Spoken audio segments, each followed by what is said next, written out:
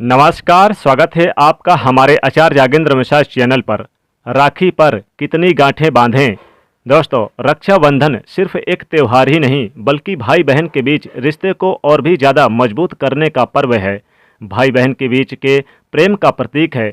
इस दिन बहनें राखी बांधकर उनकी सलामती और सुखमय जीवन की कामना करती हैं। साथ ही एक भावनात्मक जुड़ाव को और मजबूती प्रदान करती है। रक्षाबंधन का पर्व हर साल श्रावण मास के शुक्ल पक्ष की पूर्णिमा तिथि को मनाया जाता है और इस बार जैसा कि आपको पता होगा कि रक्षाबंधन 11 अगस्त को है। 11 अगस्त गुरुवार के दिन रक्षाबंधन तो है, लेकिन आपको कुछ महत्वपूर्ण बातें और नियमों को जरूर जान लेना चाहिए।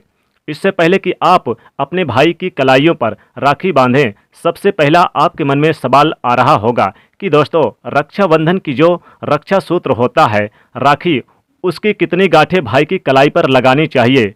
क्योंकि अगर आप ज्योतिष के मुताबिक सही गांठें नहीं लगाते तो भाई की कलाई पर राखी बांधना अशुभ माना जाता है।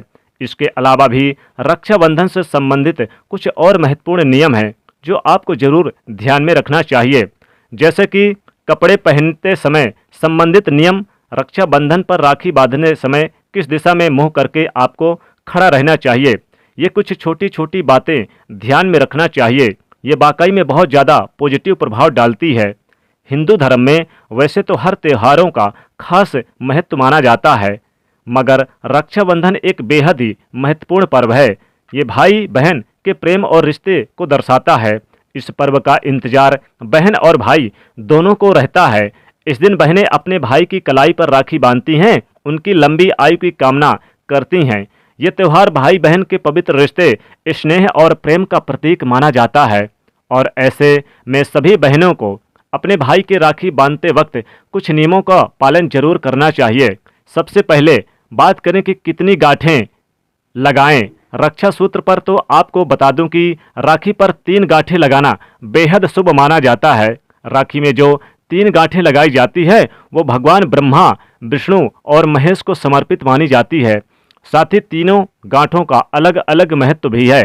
धार्मिक मान्यताओं के अनुसार मुताबिक रक्षाबंधन पर जो 3 गांठें लगाई जाती है, इनका संबंध तो ब्रह्मा विष्णु महेश से है और कहा जाता है कि राखी की पहली गांठ भाई की लंबी उम्र के लिए होती है, दूसरी गांठ बहन की स्वयं की लंबी आयु के लिए होती है और तीसरी गांठ भाई और बहन दोनों के रिश्ते में मिठास लाने और शुभ स्थिति रखने के लिए यानी कि रहती है और सुखमय जीवन के लिए बांधी जाती है।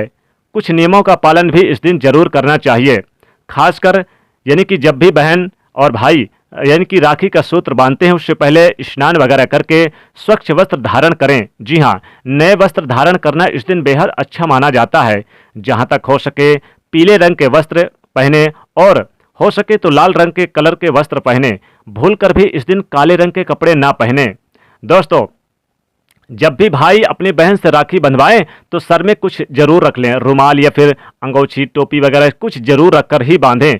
और खास बात ध्यान दें कि इस दिन आपको यानी कि भाई को जब दक्षिणा में दें तो कुल मिला के आप यथासंभव अपने सामर्थ्य के अनुसार दें, लेकिन 11, 21, 51, 108 की मात्रा में या फिर 101 की मात्रा में ही दें। कुछ न कुछ उपहार स्वरूप जरूर देनी चाहिए। और जब भी अपने भाई को आप राखी बांधें तो पूर्व या फिर उत्तर दिशा की ओर अपना मुख करके ही बांधें। ये बेहद शुभ माना जाता है। वरना आप एक और ध्यान दें, अगर आप इन नियमों का पालन नहीं करते तो अशुभ माना जाता है। जैसे कि नए वस्त्र ना पहने, पुराने यानी कि आप कपड़े पहन लेते हैं तो ये अशुभ माना जाता है। या फिर आप दक्षिण और आप पश्चिम दिशा की ओर मुख करके राखी बंधवाते हैं तो ये अशुभ माना जाता है। भद्रा काल का विशेष यानी कि ध्यान रखें। भद्रा काल में बिल्कुल भी राखी ना बांधें, ये अशुभ माना जाता है। भद्रा काल का जो साया रहेगा ये 11 अगस्त को सुबह 10:48 से रात्रि 8:51 तक रहेगा। तो आपको भद्रा के समय भी भूलकर नहीं राखी बांधनी चाहिए, इससे भी नेगेटिव प्रभाव और अशुभ प्रभाव पड़ता है। तो दोस्तों, राखी पर आपको कितनी गांठें लगानी हैं, क्या शुभ समय रहेगा? शुभ समय रात्रि 8 बजे के बाद भी आप बांध सकते हैं, अभिजीत मुहूर्त में बांध सकती हैं, विजय मुहूर्त में बांध सकती हैं।